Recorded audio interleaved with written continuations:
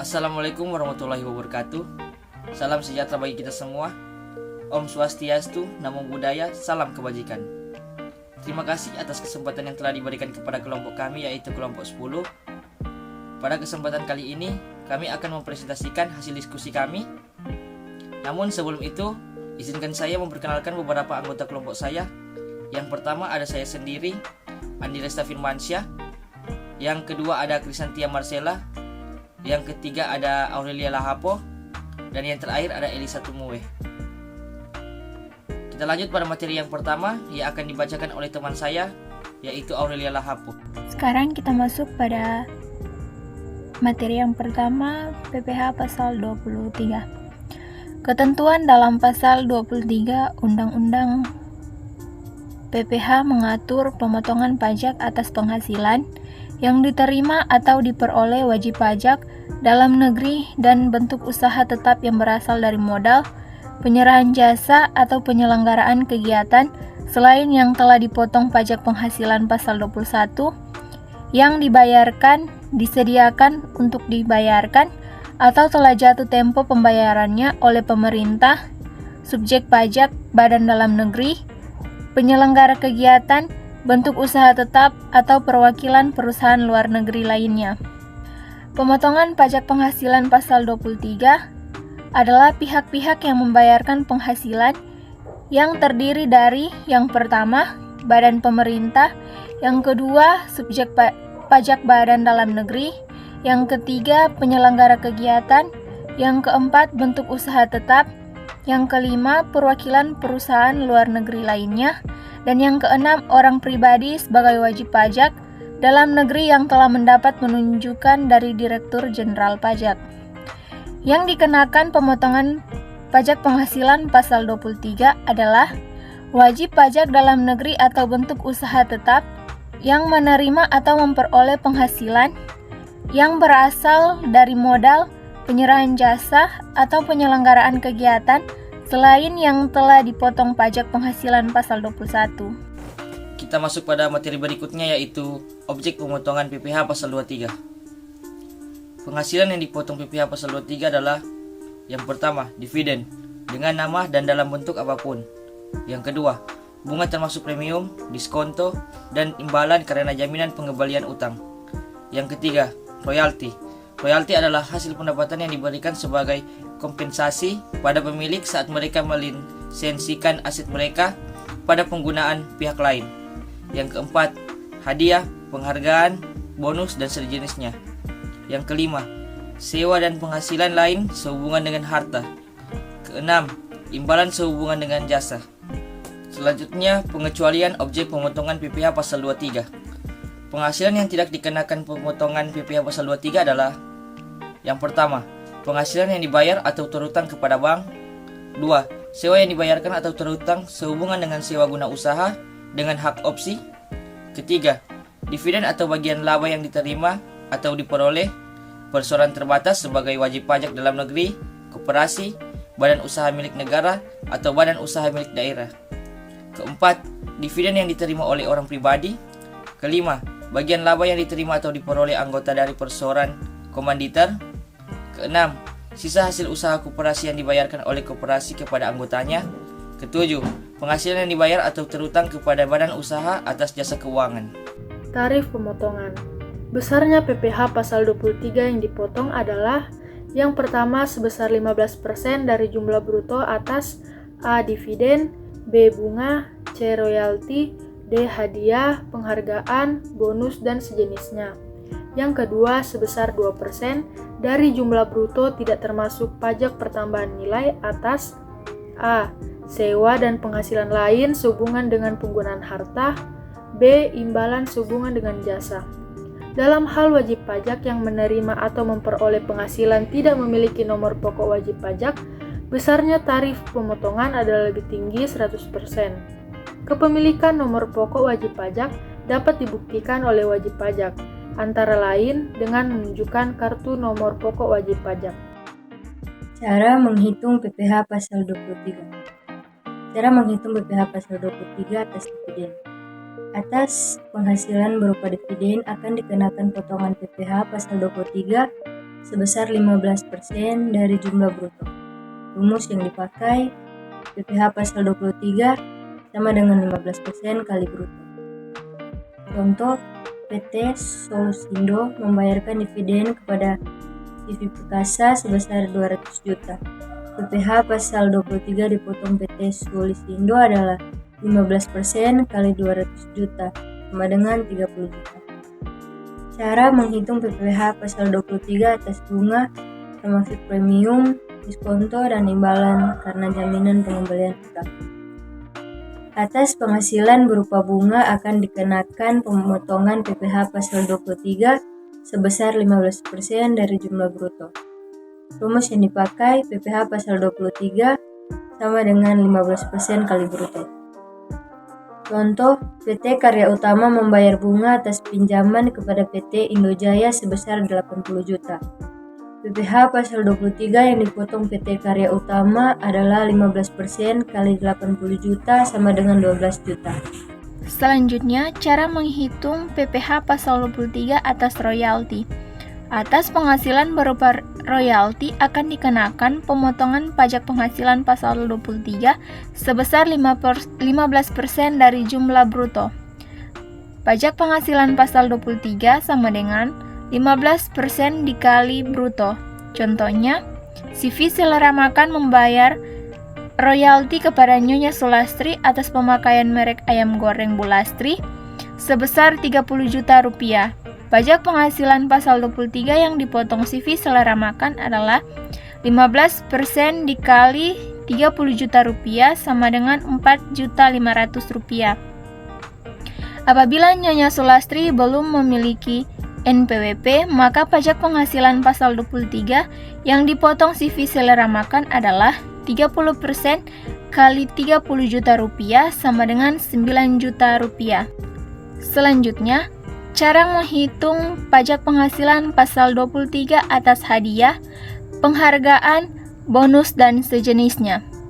Atas hubungan kegiatan dan penghargaan oleh wajib pajak badan termasuk BUT, dikenakan pemotongan pajak penghasilan pasal 23 sebesar 15% dari jumlah bruto. Pajak penghasilan pasal 23 sama dengan 15% dikali bruto. Cara menghitung PPh pasal 23 atas sewa dan penghasilan lain sehubungan dengan penggunaan harta. Dikenakan pemotongan PPh pasal 23 sebesar 2% dari jumlah bruto tidak termasuk pajak pertambahan nilai. PPh pasal 23 sama dengan 2% dikalikan dengan bruto. Contoh, PT Sejahtera Raya menyewa sebuah traktor milik Susanto dengan nilai sewa sebesar 10 juta rupiah. PPh pasal 23 yang dipotong PT Sejahtera Raya adalah 2% dikali 10 juta sama dengan 200.000 rupiah. Apabila Susanto belum memiliki NPWP, maka PPh pasal 23 yang dipotong PT Sejahtera Raya adalah 4% dikali 10 juta sama dengan 400.000 rupiah. Kita masuk pada materi berikutnya, yaitu cara menghitung PPh pasal 23 atas imbalan sehubungan dengan jasa teknik, jasa manajemen, jasa konstruksi, jasa konsultan, dan jasa lain. Dikenakan pemotongan PPh pasal 23 sebesar 2% dari jumlah bruto tidak termasuk pajak pertambahan nilai. PPh pasal 23 sama dengan 2% dikali bruto. Contoh, PT Pilar Utama yang baru berdiri meminta jasa CV Konsultindo untuk membuat sistem akuntansi perusahaan dengan imbalan sebesar 11 juta rupiah, termasuk PPN sebesar 1 juta rupiah. PPh pasal 23 yang dipotong oleh PT Pilar Utama adalah 2% dikali 10 juta sama dengan 200.000. PPh pasal 24. Ketentuan pasal 24 UU PPh mengatur tentang perhitungan besarnya pajak atas penghasilan yang dibayar atau terutang di luar negeri yang dapat dikreditkan terhadap pajak penghasilan yang terutang atas seluruh penghasilan wajib pajak dalam negeri. Pengkreditan pajak luar negeri dilakukan dalam tahun digabungkannya penghasilan dari luar negeri dengan penghasilan di Indonesia. Hubungan penghasilan. Penggabungan penghasilan yang berasal dari luar negeri dilakukan sebagai berikut. Yang pertama, penggabungan hasil dari usaha yang dilakukan dalam tahun pajak diperolehnya penghasilan tersebut atau accrual basis. Yang kedua, penggabungan penghasilan lainnya dilakukan dalam tahun pajak diterimanya penghasilan tersebut atau cash basis. Yang ketiga, penggabungan penghasilan yang berupa dividen dilakukan dalam tahun pajak pada saat perolehan dividen tersebut. Batas maksimum kredit pajak. Batas maksimum kredit pajak diambil yang terendah di antara 3 unsur perhitungan berikut. Yang pertama, jumlah pajak yang terutang atau dibayar di luar negeri. Yang kedua, penghasilan luar negeri dibagi seluruh penghasilan kena pajak dikalikan PPh atas seluruh yang dikenakan tarif pasal 17. Dan yang ketiga, jumlah pajak yang terutang untuk seluruh penghasilan kena pajak. Contohnya, PT Cemara memperoleh penghasilan neto dalam tahun 2018 sebagai berikut. Yang pertama, penghasilan dari luar negeri sebesar 5 miliar dengan tarif pajak sebesar 40%. Yang kedua, penghasilan usaha di Indonesia sebesar 4 miliar. Maka, jumlah penghasilan neto adalah 5 miliar ditambah dengan 4 miliar sama dengan 9 miliar. Batas maksimum kredit pajak diambil yang terendah dari 3 unsur perhitungan berikut. Yang pertama, PPh terutang atau dibayar di luar negeri adalah 40% dikali 5 miliar sama dengan 2 miliar. Yang kedua, 5 miliar dibagi dengan 9 miliar lalu dikalikan dengan 2 miliar 250 juta, hasilnya 1 miliar 250 juta. Yang ketiga, PPh terutang menurut tarif pasal 17 sama dengan 9 miliar dikalikan dengan 25% sama dengan 2 miliar 250 juta. Dengan demikian, kredit pajak yang diperkenankan adalah pada poin 2 sebesar 1 miliar 250 juta. Lalu, batas maksimum kredit pajak untuk setiap negara. Apabila penghasilan luar negeri berasal dari beberapa negara, maka penghitungan batas maksimum kredit pajak dilakukan untuk masing-masing negara. Selanjutnya, rugi usaha di luar negeri.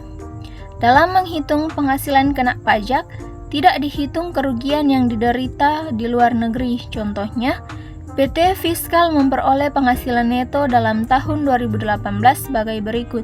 Yang pertama, di negara A memperoleh penghasilan atau laba sebesar 1 miliar rupiah dengan tarif pajak sebesar 35% atau 350 juta rupiah. Yang kedua, di negara B memperoleh penghasilan atau laba sebesar 3 miliar rupiah dengan tarif pajak sebesar 20% atau 600 juta rupiah. Yang ketiga, di negara C menderita kerugian sebesar 2 miliar rupiah. Yang keempat, penghasilan usaha di Indonesia sebesar 4 miliar. Perhitungan kredit pajak luar negeri adalah sebagai berikut. Yang pertama, penghasilan luar negeri, yaitu yang pertama, laba di negara A sebesar 1 miliar, laba di negara B sebesar 3 miliar, rugi di negara C tidak ada, sehingga jumlah penghasilan luar negeri yaitu 4 miliar. Yang kedua, penghasilan dalam negeri adalah 4 miliar. Jumlah penghasilan neto atau kena pajaknya adalah 4 miliar ditambah dengan 4 miliar sama dengan 8 miliar. Pajak penghasilan terutang sama dengan 8 miliar dikali 25% sama dengan 2 miliar. Batas maksimum kredit pajak untuk masing-masing negara adalah untuk negara A 1 miliar dibagi 8 miliar dikali dengan 2 miliar sama dengan 250 juta. Yang kedua, untuk negara B 3 miliar dibagi 8 miliar dikali dengan 2 miliar sama dengan 750 juta. Yang ketiga, di negara C, PT Fiskal menderita kerugian sebesar 2 miliar. Kerugian ini tidak dapat dimasukkan dalam penghitungan penghasilan kena pajak. Kerugian ini juga tidak dapat dikompensasi sebagai kredit pajak luar negeri. Yang keenam, jumlah kredit pajak luar negeri yang diperkenankan adalah 250 juta tambah 750 juta sama dengan 1 miliar. Kita masuk pada materi berikutnya, yaitu perubahan besarnya penghasilan di luar negeri.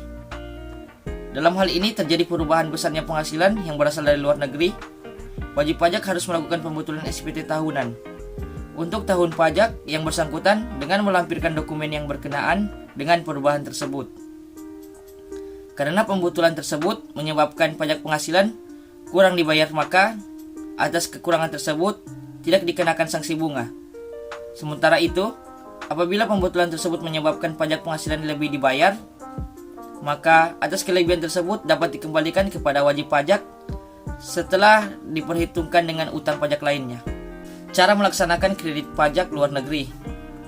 Untuk melaksanakan kreditan pajak yang terutang atau dibayar di luar negeri, wajib pajak wajib menyampaikan permohonan kepada Direktur Jenderal Pajak dengan dilampiri: yang pertama, laporan keuangan dari penghasilan yang berasal dari luar negeri; kedua, fotokopi surat pemberitahuan pajak yang disampaikan di luar negeri; yang ketiga, dokumen pembayaran pajak di luar negeri. Penyampaian permohonan kredit pajak yang terutang atau dibayar di luar negeri tersebut dilakukan bersamaan dengan penyampaian SPT tahunan PPH. Demikianlah presentasi dari kelompok kami.